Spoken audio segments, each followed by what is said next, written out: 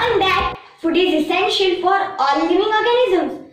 We know that carbohydrates, proteins, fats, vitamins and minerals are components of food. These components of food are called nutrients and are necessary for our body. All living organisms require food.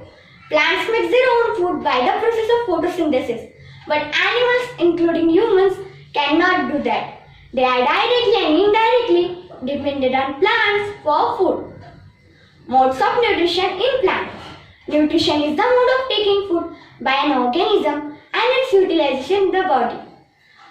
The nutrients are very essential to organisms to grow, to repair damaged parts of their bodies, and provide the energy to carry out life process. Based on their mode of nutrition, plants can be classified in autotrophic mode of nutrition and heterotrophic mode of nutrition. First, we see autotrophic mode of nutrition. Autotrophs are green plants which can make their own food by using natural materials. The materials are carbon dioxide from air, water and minerals from soil in the presence of chlorophyll and sunlight. They make their own food. Chlorophyll is a green pigment present in a plant leaves. It helps leaves to capture the energy of sunlight.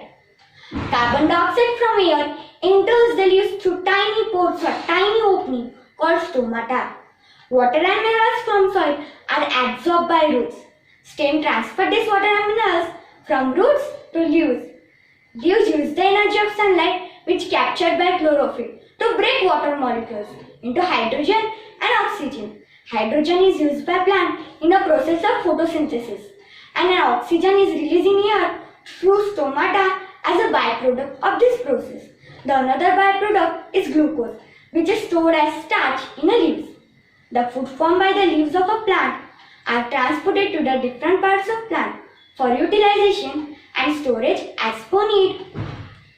Conditions necessary for photosynthesis. The conditions necessary for the process of photosynthesis are chlorophyll. It is a green pigment present in a plant leaves. It helps leaves to capture the energy of sunlight. It is located in chloroplast in a plant cell. Let me see the structure of chloroplast. This is a plant cell. The bodies of living organisms are made up of tiny units called cells. Did you see the mark part of plant cell? Oh, that is a chloroplast. Let's zoom it. This is a chloroplast. Chloroplast contains chlorophyll. The marked part of chloroplast, that is a granum. Let's zoom it. This is a granum.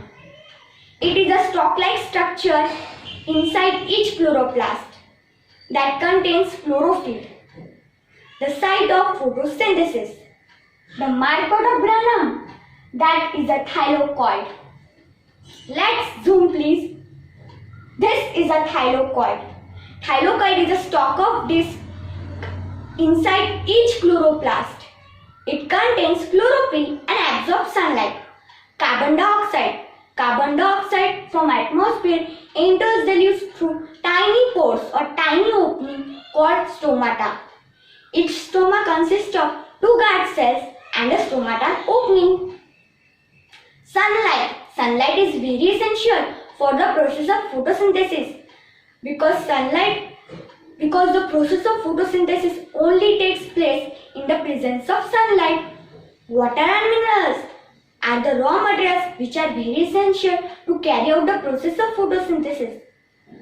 They are obtained from soil.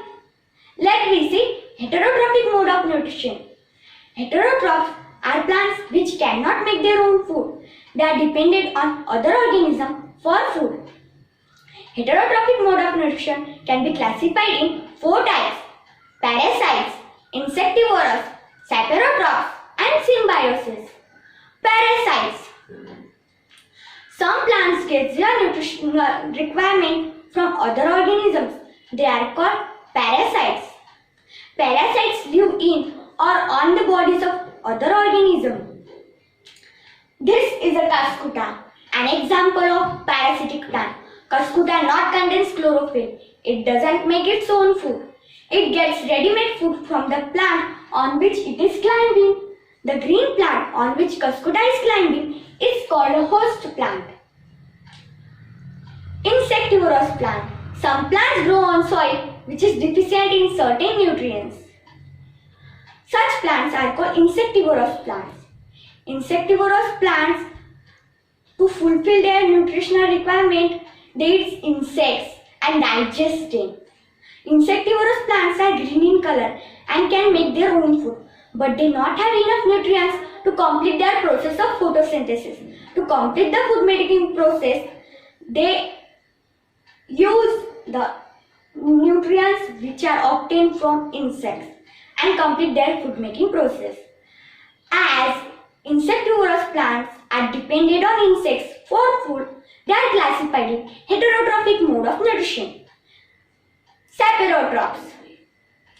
Some plants live on dead and decaying matter and get nutrition from them. These plants are called saprotrophs. Example, mushroom and bread molds. Can you hear that? Earth is full with the dead bodies of plants and animals. Yes, it is possible if saprotrophs are not present on the earth, because saprotrophs decompose the dead and decaying matter. Symbiosis. In symbiotic nutrition, organisms develop mature relationship with other organisms and obtain nutrients. These organisms help each other to mutually benefit. Such a relationship is called symbiotic relationship. Example, lichen. Lichen consists of two organisms, algae and fungus. Fungus provide shelter, water and minerals to algae. And in return, algae provide food to fungus. How are nutrients replenished in the soil? We know that plants absorb nutrients. We know that plants absorb water and nutrients from soil. This is a continuous process. So the amount of nutrients in the soil decreases. As a result, farmer added fertilizers to the soil to maintain the proportion of nutrients in the soil. The bacterium known as rhizobium lives in roots of leguminous plants such as grams, peas and nuts. It converts atmospheric nitrogen into nitrogenous form, absorbable to plants. Finally, the soil becomes rich in nitrogen and more fertile. In return, plants give shelter and food to bacteria. This is an excellent example of symbiotic relationship. Thank you.